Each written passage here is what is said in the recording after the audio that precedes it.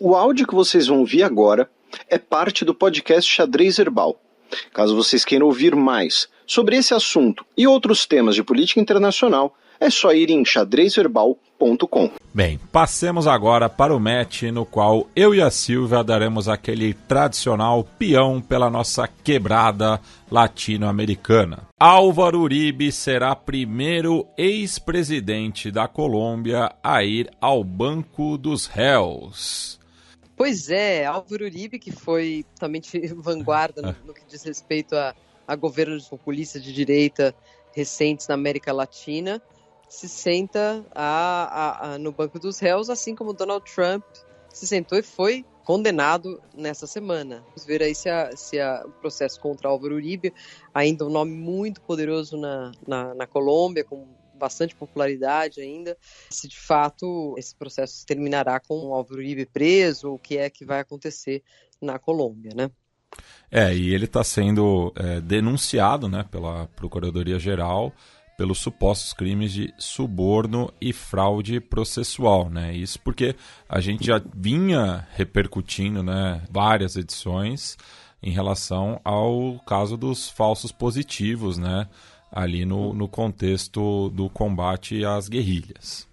Então, Álvaro Uribe, que assumiu no começo dos anos 2000 e foi a presença mais marcante na política colombiana durante essa década, assumiu com essa ideia de trazer ordem e segurança para um país que tinha saído das guerras, dos conflitos armados. E essa política de mão dura incluiu um enorme apoio a paramilitares, né? E quem vinha denunciando isso com bastante vigor era o senador Iván Cepeda, de oposição, hoje da base de apoio do governo Petro. E os dois intercambiaram acusações, denúncias, e o caso do Uribe foi exposto, né? De fato, ele teria dado apoio financeiro e de espaços para treinamento para os grupos paramilitares e estimulado que o exército continuasse com a política dos falsos positivos, que basicamente consistia basicamente em ir a populações, a povoados pequenos, escolher um grupo de pessoas de modo aleatório, civis, colocá-los inclusive com uniforme de guerrilhas e assassiná-los, para dizer que haviam matado, porque o exército havia matado e exterminado um grupo de guerrilheiros. E inclusive havia uma bonificação, né, por parte do governo, né? Sim. Não, na verdade isso é um absurdo enorme e isso veio à tona e essa é uma das razões pelas quais ele está sendo investigado. Enfim, e vamos acompanhar, né, e os próximos passos do processo, mas é uma notícia, né, que repercutiu bastante na Colômbia, já que hoje, né, o Álvaro Uribe talvez seja o principal quadro da oposição ao governo Petro, né, talvez digo da oposição mais radical, né? Sim, ele fundou um partido, né, o Cambio Radical, que está localizado aí à direita e que faz oposição aí ao governo Petro, embora Álvaro Uribe, já esteja um pouco retirado, que acho que nem sequer ele poderia voltar a se candidatar a presidente, mas ele fez alguns sucessores, né, entre eles o Juan Manuel Santos, que acabou virando um rival político, e o Ivan Duque, justamente o antecessor de Gustavo Petro. Então não dá para dizer que Uribe ainda não tenha mais influência nas decisões políticas do país. E falando em decisões políticas no país, em um aspecto a Colômbia parece entrar no século XXI, né, já que o Congresso proibiu as touradas no país. Sim, eu comemorei essa notícia, não sei o que os nossos ouvintes pensam, nem o que você, meu querido Matias, pensa, mas eu sempre vi como uma questão de crueldade, de desrespeito aos direitos dos animais, né? Embora tenha uma tradição cultural muito afincada nos países de colonização espanhola, né? De fato, a primeira e única tourada que eu vi na vida foi na Colômbia. E ela, de fato, exalta, né, certos sentimentos catárticos do ser humano, enfim, há uma certa, um sentido de recompensa quando uma pessoa assiste uma tourada, mas se você olhar friamente, é uma crueldade imensa com o animal. Então eu acho que nada mais correto que acabar com isso, né? Não sei o que você pensa, Matias. Não, concordo com você totalmente. Eu acho que é uma coisa completamente retrógrada, né? E que o animal não serve para entretenimento, né? E, enfim, na votação na Câmara de Representantes, né, foram 93 votos favoráveis e o Petro comemorou, né, como uma vitória, já que ele também era contra, né, as corridas de touro, né, e declarou, né, que por fim conseguiram que não sejam um espetáculo à morte, né, e quem se diverte com a morte de animal termina se divertindo com a morte de seres humanos, assim como aqueles que queimam livros terminam queimando seres humanos, nas palavras do atual mandatário, né, e fica aqui também o agradecimento ao nosso ouvinte de longa data, o professor Medina, que marcou tanto eu quanto a Silvia numa notícia publicada pelo Notícias Caracol lá no Twitter. E ainda no Congresso, daí vai ser uma batalha mais difícil para o Petro, acho que com menos apelo em relação à Constituinte, né, de que ele tem se escorado, né, em relação a esse projeto, né, da mudança da Constituição colombiana para ser talvez a principal bandeira do seu governo, né? Algo que ocorreu, né, com outros presidentes de esquerda aqui nos países vizinhos, né, de justamente convocar, né, uma constituinte para aprovar um texto mais progressista, né, enfim, mais de acordo com os novos tempos. Sim, estaria em sintonia aí com o que tentou o Chile, o que fez a Venezuela, né, enfim. Mas eu acho que no caso do Petro, com relação a a atual Constituição da Colômbia, há uma contradição muito grande, porque Gustavo Petro foi membro do M-19, uma guerrilha que se desmobilizou no princípio dos anos 90 para entrar na vida política colombiana. Criaram um partido político, que aliás, enfim, terminou de modo trágico, porque muitos integrantes foram assassinados, mas uma das coisas que estava no acordo de paz que foi feito entre o M-19 e o governo e o Estado colombiano era integrar justamente a Assembleia Constituinte que proclamou a Constituição dos anos 90, promulgada em 91 ou 92, agora não tenho o ano exato. 91. 91. Isso. Que é considerada uma Constituição modelo na América do Sul, em termos de políticas liberais, de inclusão, enfim, de promover a diversidade e também os valores liberais com relação aos direitos humanos. Enfim, Petro é um signatário disso, é parte disso, parte dessa tradição, parte de uma Constituição que desde então não foi questionada. A Colômbia tem vários problemas, mas nenhum de ordem constitucional até esse momento, né? Então o fato de Petro agora questionar essa Constituição e querer fazer uma nova parece mais parte dos seus reclamos com relação à direita colombiana e ao Congresso colombiano, que estão fazendo muita oposição e colocando muitas travas a seus projetos de reforma. Então ele pensa, faço uma nova constituinte e resolvo isso de uma vez. Mas ele não tem os votos. Sim. E ele não tem o apoio para isso.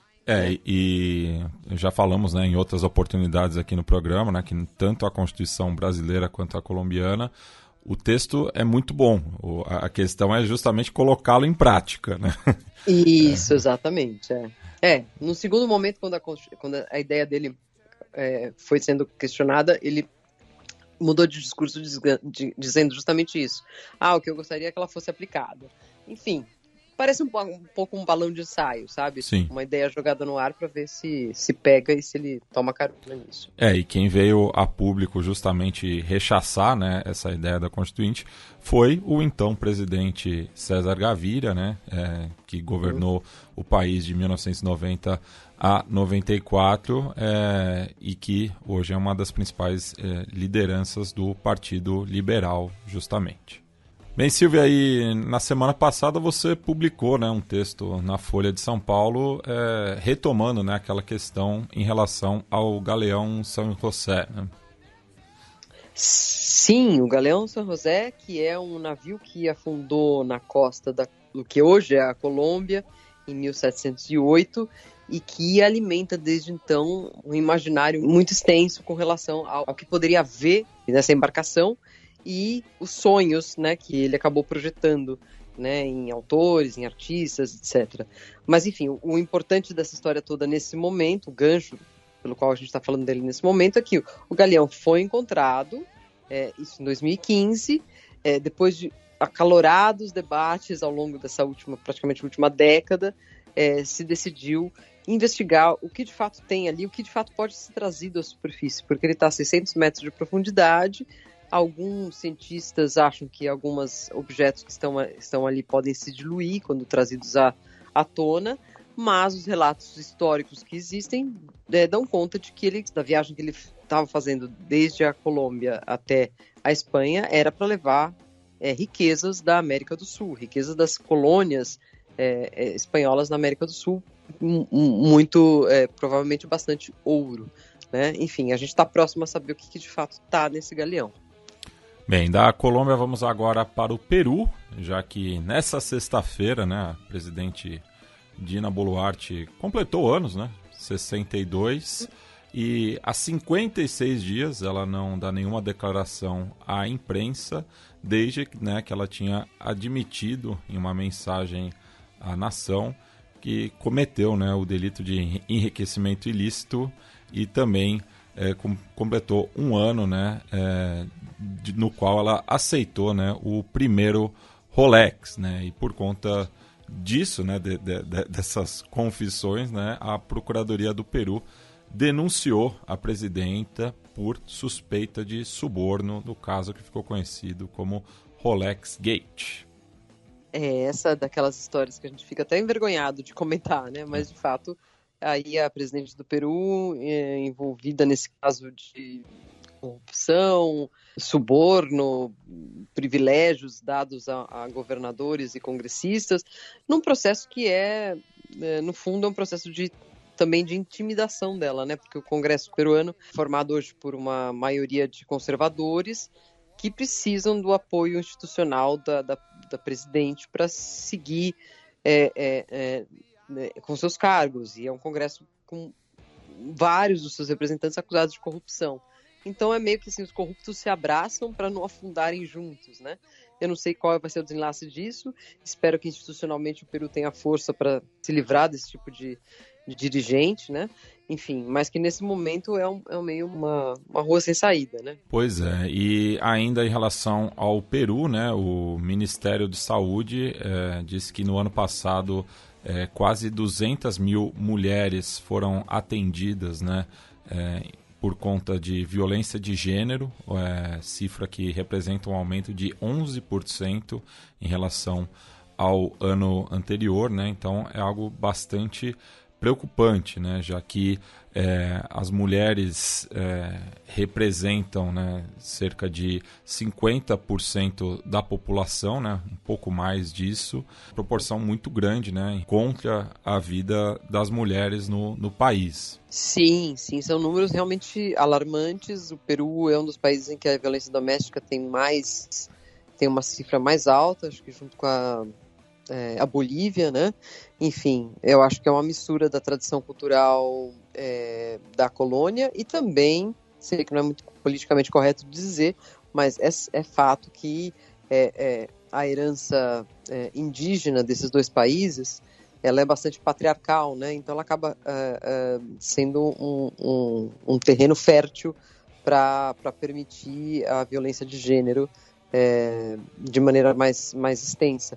E essa é uma realidade que os sul-americanos deveriam se dar conta, ser conscientes disso para poder combater, né? Mesmo os governos de esquerda assumem que esse é um problema, mas de fato há poucas ferramentas para lutar contra isso, né? E como você bem ressaltou, né, atualmente o Congresso peruano é bastante conservador e foi, né, aprovada uma lei que elimina, né, o uso da linguagem inclusiva, né, em textos escolares, né, no que seria uma alteração da língua materna, né? Quem defendeu justamente essa ideia foi a congressista Milagros Aguayo, né?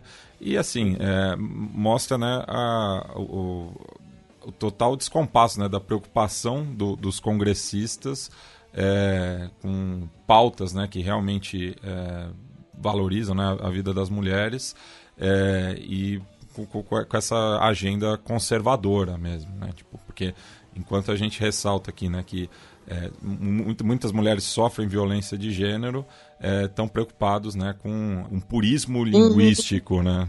Enfim. Sim, exatamente. É de fato uma hipocrisia, como você mesmo apontou. E por fim, no Peru, segundo o Ministério dos Transportes, o megaporto de Chancay, né, que é uma localidade um pouco ao norte de Lima, né, está com 85% de conclusão, podendo ser inaugurado em novembro deste ano, e existem já, né, cerca de 37 bilhões de dólares em obras de acesso a esse novo porto, né, que promete desafogar um pouco ali o porto de Callao, né, que é o principal próximo da capital peruana. Uhum.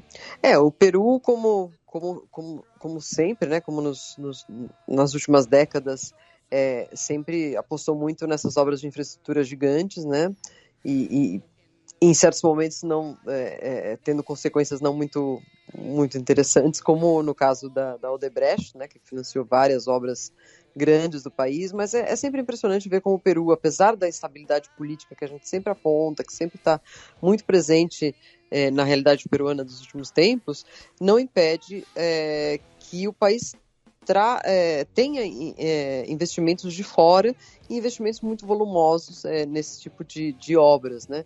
Enfim, é um país que parece que a política está bastante separada, se pode dizer assim, da economia, ou pelo menos a economia está muito impermeabilizada com relação às instabilidades políticas, de uma maneira bastante diferente de outros países.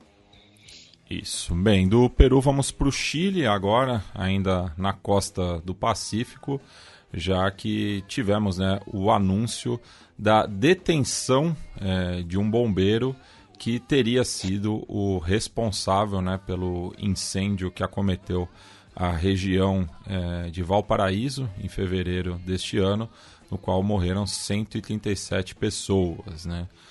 De acordo com tanto o Corpo de Bombeiros e a Corporação Nacional Florestal, um bombeiro, né, da 13ª Companhia de Valparaíso foi detido, né, justamente por essa suspeita, né, de ter sido um incêndio criminoso que, além, né, das 137 vítimas fatais, deixou 16 mil pessoas atingidas, né, por essa tragédia. Enfim, e de acordo com a corporação, eles reafirmam nosso compromisso de seguir respondendo profissionalmente à comunidade e condenar ações ou comportamentos indevidos e, com maior razão, delitivos, né? E no caso, né, o voluntário ainda, né, não era nenhum bombeiro regular, chamado Francisco Mondaca, que acabou sendo imputado, né, por esse episódio. Bem, agora a gente cruza a Cordilheira dos Andes em direção à Argentina, já que o chefe de gabinete de Javier Milei acabou renunciando, né? Mais uma baixa aí para os ministérios da Argentina. Sim, bom, o governo Milei e a Argentina não param de produzir notícias, né? Nunca ninguém se chateia, nadie se aburre por falta de notícias na Argentina. E, de fato, essa semana a gente teve 2 casos, né, de funcionários que saíram dos seus postos. O primeiro, mais importante, o chefe de gabinete, Nicolás Possi, que saiu devido a alguns elementos aí, ainda não está formalmente explicado.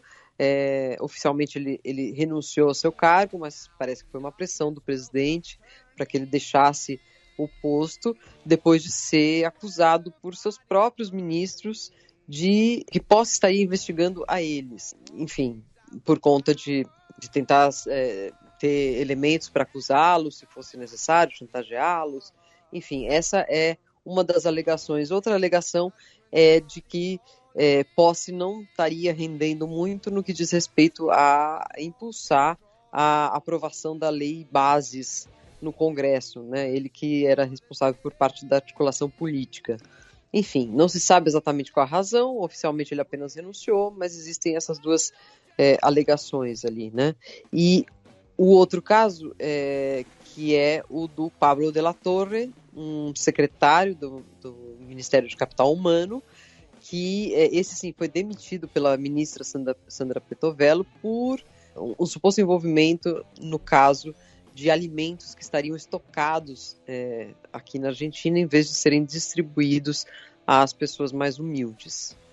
Lembrando que essa pasta ela foi criada, né, pela aglutinação de diversos outros ministérios, né, entre eles o Desenvolvimento Social, Educação, Trabalho, Emprego, Segurança Social e Saúde, e com esse nome, né, de capital humano, né, de acordo justamente com motivações ideológicas, né, do Javier Milei, e acabou escolhendo, né, essa jornalista, né, que inclusive é muito próxima do Luiz Marrú, que era um dos principais críticos, né, dos governos kirchneristas, né? Sim, Sandra Petovello, que é essa ministra de Capital Humano, é uma pessoa muito valorizada pelos mileístas, pelos libertários, né, pelo governo, e o poder dela é quase inquestionável, tanto que surgiu esse escândalo, que veio à tona por conta de uma denúncia do Juan Grabois, que é um líder de esquerda aqui, que foi presidenciável, né? Oi? Foi presidenciável, sim, pelo peronismo. E o Grabois veio com a denúncia de que o governo estaria estocando e armazenando toneladas e toneladas de alimentos perecíveis. Aí quando esse ministério foi questionado sobre isso, a primeira resposta foi: isso é para tragédias. Mas aí, enfim, Grabois mostrou uma lista dizendo que vários ingredientes vários alimentos que estavam estocados tinham vencimento para agora, fim de junho, fim de julho. E, por conta disso, o ministério da Sandra Petovello mudou de posição e disse: não, a gente vai demitir esse funcionário, que é o Pablo de la Torre, e o Exército vai se encarregar de começar a distribuir hoje mesmo, seria hoje, sexta-feira, esse dia que a gente está conversando, todos esses alimentos. Então foi uma espécie de derrota para o governo, porque teve que mudar a sua própria versão. E outra derrota também do ponto de vista retórico, né, que o governo Milei teve nessa semana, foi em relação a um pedido de socorro à Petrobras, né, para evitar aí uma crise energética no país, que, como a Silvia pode atestar, tem passado por uma onda de frio, né, nos últimos dias. Sim, tem feito muito frio aqui em Buenos Aires, na Argentina de modo geral, temperaturas abaixo de 10 graus, há inclusive rumores aí de que é possível que neve em Buenos Aires até julho, enfim, faz muito frio e como o inverno se adiantou, o governo alega que essa foi a razão pela qual houve uma falha de planejamento e faltou gás. Sendo assim, a Argentina pediu à Petrobras que vendesse de maneira emergencial uma quantidade X de gás. Chegou um barco aqui na Argentina da Petrobras e quando chegou no porto, a Argentina não tinha dólares para pagar por esse gás. O valor dessa quantidade era de 22 milhões e a Argentina apresentou uma carta de crédito que a Petrobras recusou num primeiro momento. Num segundo momento, não sabemos ainda, mas estamos indagando se foi uma intervenção ou um pedido do governo brasileiro à Petrobras. A empresa petrolífera brasileira acabou aceitando a carta de crédito, mas um pouco a contragosto. Então existe um climinha aí entre Brasil e Argentina. O Brasil de fato ajudou, compareceu, porém a Argentina resolveu pagar de um modo que a Petrobras não considerava válido. mas que o governo brasileiro chancelou e a venda foi feita. Enfim, é só para mostrar que essa retórica de dizer, não tem nada a ver a relação dos dois países com o fato de os dois presidentes se darem bem ou não, que no caso do Brasil e Argentina não se dão bem ou não se encontram, né? Em horas como essa, horas de emergência, horas em que o país precisa do outro, é interessante que as relações sejam mais fluidas. E no caso de Brasil e Argentina, a gente percebe que essas fricções estão no ar. Bem, Silvia, enquanto a Argentina vive, né, com essas últimas 3 crises, né, que a gente relatou agora há pouco, o presidente Javier Milei fez uma visita aos Estados Unidos, mas ao invés de ir à capital Washington, ele estava na outra costa, né, mais precisamente no Vale do Silício, onde se encontrou, né, com empresários do ramo tecnológico. Pois é, Matias, de novo, o Milei viajou para os Estados Unidos, de novo sem encontrar Biden, sem avisar nenhuma autoridade, quer dizer, avisam as autoridades, mas não se encontrou com elas, e fez uma viagem praticamente privada, né? Mais ou menos o mesmo estilo em que ele fez recentemente para a Espanha e acabou causando essa crise diplomática, enfim, por conta de ter feito comentários negativos com relação ao presidente estando lá em Madrid. Dessa vez não teve essa polêmica nos Estados Unidos, porém Milei fez novamente uma agenda particular. Foi se encontrar com Sam Altman, o CEO aí do ChatGPT, e também o Mark Zuckerberg, criador do Facebook.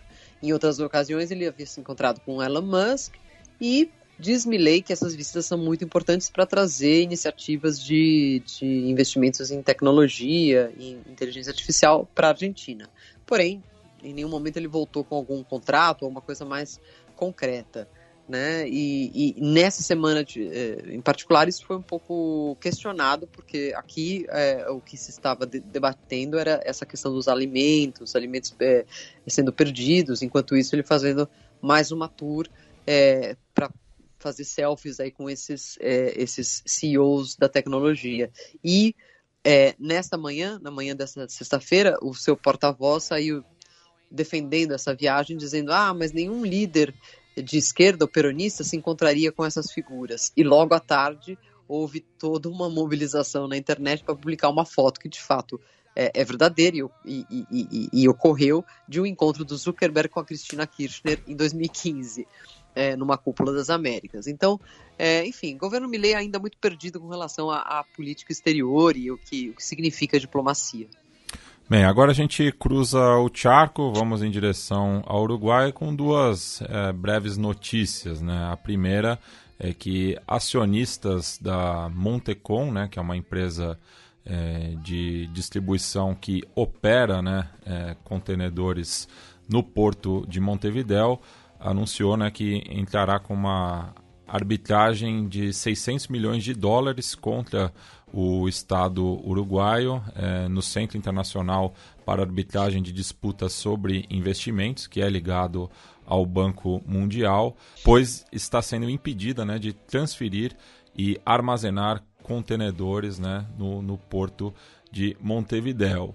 Aí a questão é o seguinte, né, porque em 2021, né, o governo Lacalle Pou vendeu, né, 80% do porto de Montevidéu para a empresa Catwain-Net, né, sendo que permaneceu, né, com 20% da Administração Nacional de Portos, né, e essa transferência aí, né, do porto de Montevidéu para a iniciativa privada vai até 2081, né? Então, uma crise aí, né, em relação à privatização do porto e que pode demandar aí o próprio Estado uruguaio. Claro, quando eu estava lendo a notícia e vi 2081, eu achei que era um erro de tipografia até. Mas não, de fato ele vendeu por 60 anos, basicamente, né? Ou concedeu por 60 anos, e eu me pergunto, não sei, não estava acompanhando tão de perto na época, se isso teria que passar pelo Congresso, ou se o presidente pode decidir isso do nada. E a outra notícia é relacionada, né, ao ex-diretor da Guarda Republicana, o Robert Iroa, que teve, né, o pedido de condenação pela Procuradoria-Geral a 18 anos de prisão por tráfico interno de armas, né? Então, mais um episódio aí, né, envolvendo quadros da segurança pública no país envolvidos, né, com operações criminosas, né? E esse caso, né, remete ao período de 2008 a 2016, quando o Ministério do Interior importou, né, 48 subfuzis e 2 fuzis para franco-atiradores, além de 30 escopetas, né? E o IROA, que era o responsável por isso, acabou subtraindo parte, né, do armamento. Do Uruguai, vamos para a Venezuela, já que o país desfez o convite para que a União Europeia monitorasse as eleições. Pois é, mais uma notícia que não me surpreende para nada, embora seja triste, porque é mais uma demonstração de que Nicolás Maduro, o regime venezuelano, não pretendem que as eleições de julho, do dia 28 de julho, sejam democráticas, né, ou pelo menos competitivas. Maduro e o regime assinaram um tratado, um acordo com a oposição, conhecido como Acordo de Barbados, e esse acordo determinava que as próximas eleições iam ser livres, competitivas, observadas e reconhecidas, e por conta disso reconhecidas pela comunidade internacional. E Maduro tem feito todo o contrário, né? E mais uma demonstração disso ocorreu nessa semana, quando o governo declarou que a União Europeia não poderá fazer monitoramento das eleições. Provavelmente as eleições serão monitoradas pelos amigos de sempre e serão colocadas em dúvida, né? Bem, ainda na Bacia do Caribe, o Haiti renomeou Gary Connolly como primeiro-ministro do país, né? Ele que esteve no cargo entre fevereiro a maio de 2012 e volta aí, né, quase 12 anos depois ao cargo para tentar, né, trazer estabilidade ao país no controle às gangues, né? Ele também que é filho, né, de um ex-ministro no regime do Valier, né? Mas parece que goza, né, de boa reputação nesse momento delicado do país. Nessas situações de exceção, nessas situações mais terríveis, às vezes é uma política aceitável e comum que você chame alguns notáveis, né? Notáveis, enfim, ex-presidentes, ex-primeiros ministros que ajudem um pouco a colocar a situação, a restabilizar a situação, né? Mas o que a gente espera para o Haiti é outra coisa, né? A gente espera eleições livres e competitivas logo, né? Bem, Silvia, e vamos agora para o México, né, que deve ser o principal assunto aqui do bloco latino-americano na semana que vem, já que teremos eleições gerais no país nesse final de semana, né, domingo, dia 2 de junho. Mas como a gente tem repercutido nas últimas semanas, tivemos mais ataques a candidatos aí nas prévias das eleições. Pois é, as eleições do México sempre são bastante interessantes, emocionantes, embora nesse caso a gente já tenha mais ou menos uma ideia de uma candidata favorita que deve vencer nesse domingo, segundo as pesquisas de opinião.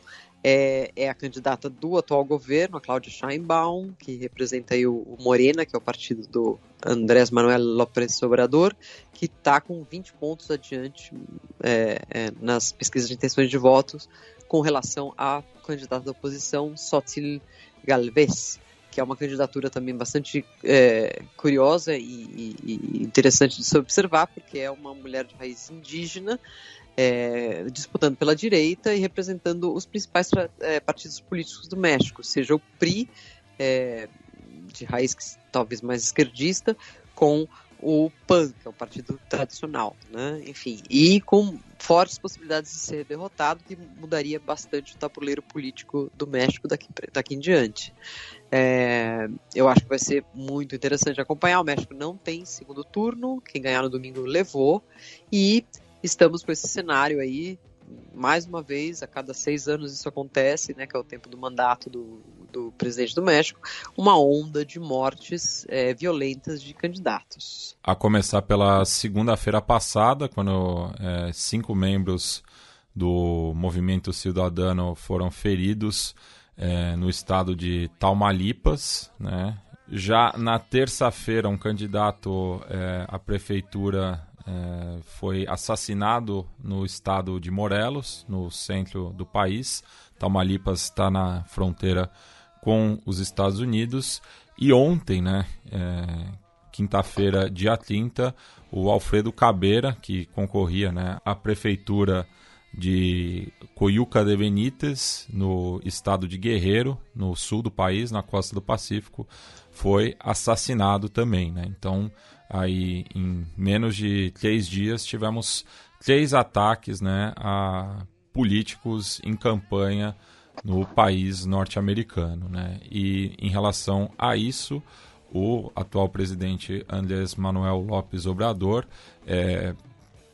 veio a público, né, dizer que as eleições serão as mais limpas e livres da história, garantiu que elas serão realizadas em paz, e para isso ele colocou, né, 27 mil membros das Forças Armadas, mais 233 mil da Guarda Nacional, somando aí mais de 260 mil membros da segurança pública, tomando conta do país durante o sufrágio. Silvia, fechamos o bloco com a sua dica cultural. Bom, eu gostaria de recomendar, Matias, o filme Madres, que é um filme argentino, documentário, dirigido por Eduardo Félix Valger. Pode ser encontrado nas plataformas de streaming, tipo YouTube. E é um filme sobre as mães da Praça de Maio, da linha fundadora. E por que isso é importante? E por que eu estou trazendo esse assunto agora? Porque faleceu nesta semana a Nora Cortinhas, que é uma das fundadoras das Mães da Praça de Maio, esse grupo de mulheres que passou a se reunir no centro de Buenos Aires, na Praça de Maio, diante da Casa Rosada, para pedir pela vida de seus filhos, pelo aparecimento de seus filhos, que haviam sido sequestrados pela ditadura militar, e ela morreu aos 94 anos, nessa última quinta-feira, sem nunca encontrar seu filho Gustavo, mas sem nunca deixar de lutar. Era uma mulher bastante valente, viajava muito, lutava pela vida do seu filho e pela de muitos outros, e ela faleceu causando grande comoção pública na Argentina. E quem quiser conhecer um pouquinho da vida dela, esse filme conta bastante bem essa história dela e das outras que são da linha fundadora, que aí tem uma questão interna, que a linha fundadora entrou em fricção com a linha da Hebe de Bonafini, e no final das contas havia duas correntes das Mães da Praça de Maio. Mas o que importa aí é a luta, enfim, e o fato delas terem batalhado a vida toda, tendo encontrado muitos dos seus filhos perdidos.